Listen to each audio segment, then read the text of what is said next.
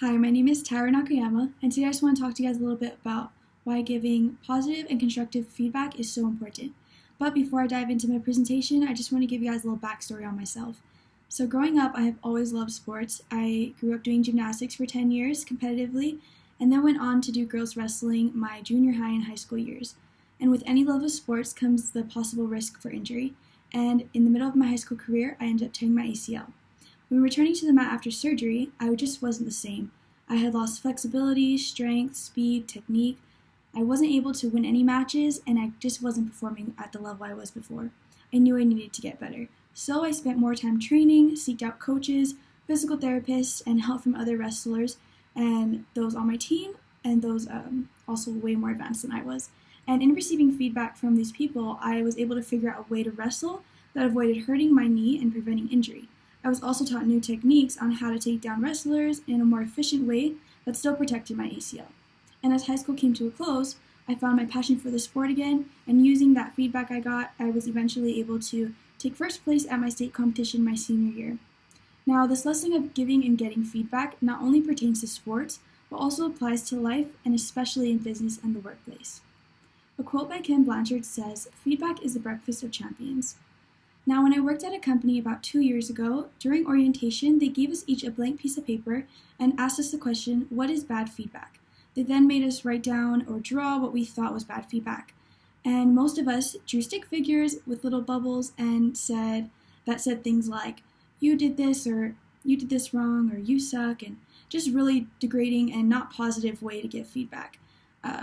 One girl, in fact, actually turned in a blank piece of paper and with that said, "There's no such thing as bad feedback." And this is why giving positive and constructive feedback is so important, and this is how in 3 ways. And this is why in 3 ways giving positive and constructive feedback is so important. Number 1, feedback.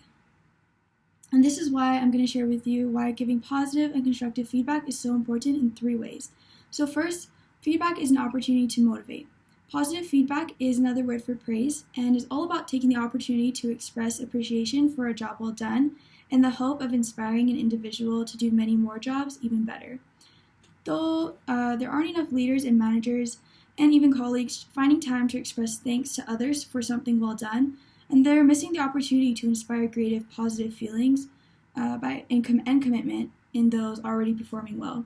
Think about how many times you filled out a job evaluation or met with a supervisor to discuss your performance, and then think about your attitude and effort towards the job at that time.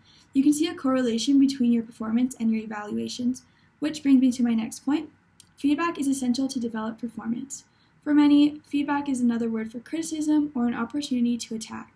Perhaps this is why so few practice it, yet feedback should not be seen as criticism, but instead as a supportive act intended to deal with underperformance in a constructive way and to develop performance to a higher level.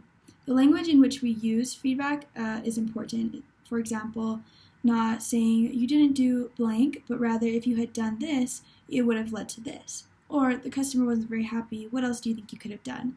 And lastly, number 3, feedback is a way to keep learning. Now, working internationally, some businesses deal with high levels of cultural diversity, business complexity, and even do business virtually, which means they're likely to get things wrong from time to time. And eventually, things are assumed incorrectly between those doing business and communicated in ways which are confusing and possibly impolite for others. And it's all because of the inevitable cultural barriers that exist. Now, the only way to make sure we don't continue making the same mistakes is to get and give feedback. Invest time in asking and learning about how others experience work for you. For example, what do you like about the way I work, and what don't you like? You might find it tough to listen to others' opinions, but it is what it is, and it's an opinion, not a fact.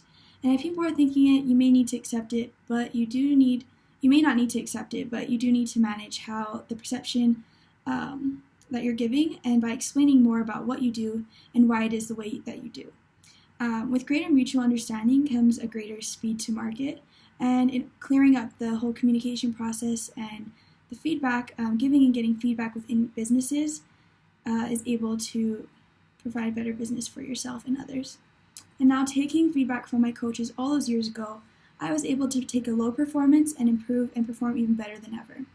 Using positive and constructive criticism in life, and especially in the workplace, can motivate yourself and your employees to perform better and, most importantly, learn how to perform efficiently.